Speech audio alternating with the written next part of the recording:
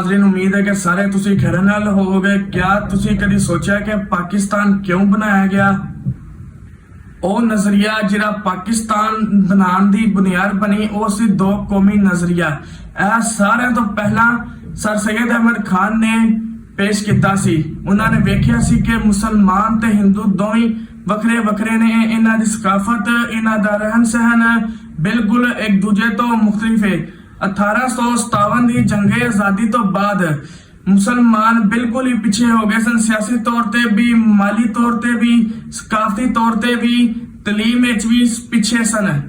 ते खान महसूस करन लग पे सन कि बड़े सगीर विच मुसलमानां दी जेहड़ी आजादी वे ओ खतरे विच वे।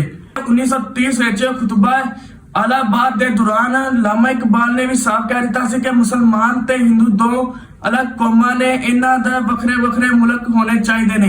कायदे आज़म मुहम्मद अली जिन्ना ने इस गल नूं सियासी तौर ते हकीकत साबित कर दिता ते पाकिस्तान मार्ज़े वजूद विच आ गया। वो कौमी नजरिया सिर्फ और सिर्फ एक सियासी गल नहीं सी, बल्कि वो साडी आज़ादी सी, साडी पहचान सी, साडी आवाज़ सी।